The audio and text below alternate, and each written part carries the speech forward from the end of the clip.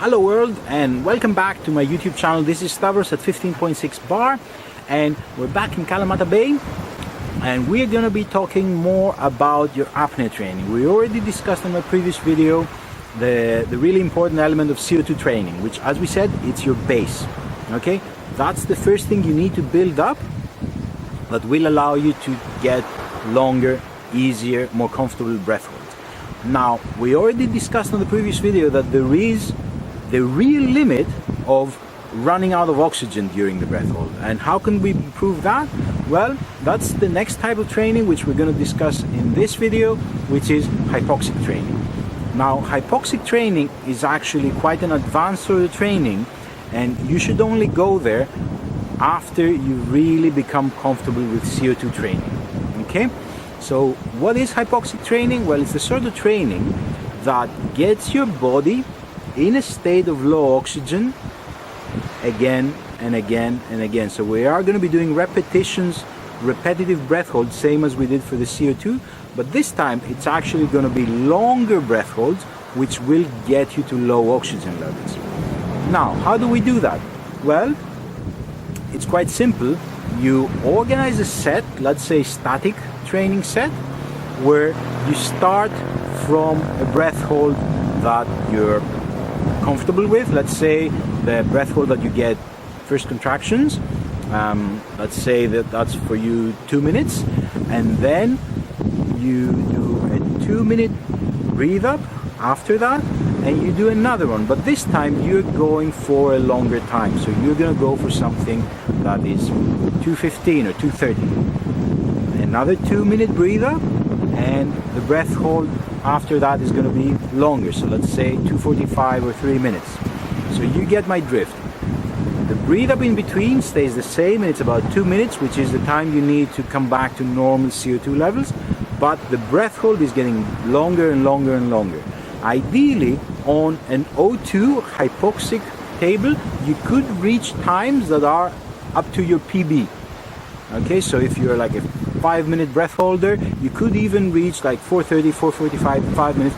There have been people that do new PBs, that get to new PBs during hypoxic sets. Now, very important things about hypoxic training. One, if you want to do it wet, you need a buddy, of course. Safety first, you need to have the buddy supervising every breath hold because you are going for times that are long. Second really cool thing with hypoxic training is when you're doing hypoxic training, you are actually properly training your relaxation, your breathe up, your mental preparation for each hold, which is really cool because, again, on a typical O2 table, you should be doing about 8 to 10 repetitions, which means you go out and you do like a half an hour, 45-minute training session, and you get the experience of 8 or 10 big breath hold preparations, which is great for becoming really comfortable with this breathe up, with the preparation, the mental preparation for a big breath hold. Now, other things. Should we be doing these in dynamic? Should we be doing these in depth diving? Well, depth diving is a definite no-no, okay? When we're dealing about pressure changes and stuff, oxygen levels get a bit messed up with partial pressures and stuff. So we definitely don't want to be doing any hypoxic training, of course, for depth, using depth training. Dynamic is a really tricky one because how would you do a dynamic training table for O2 tolerance? Well, if you think about it, you're going to be doing a certain distance, and then you're going to be breathing up and then going for slightly longer and slightly longer and slightly longer.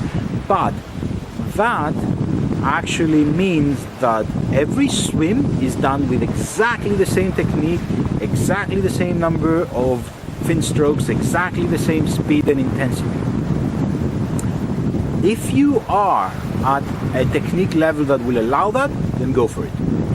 If you're still just developing your techniques, if you're at the point where all of these things are just beginning to tie together, then it's not ideal to do O2 training in dynamic, because it's just going to be messy. Stick to statics, and actually for this I would say do dry statics. Find a comfortable couch, find a safe position at home, and you can do perfect O2 training just at home without needing to go out and find a pool and your body supervising. You can just be at home relaxing and doing this great sort of training.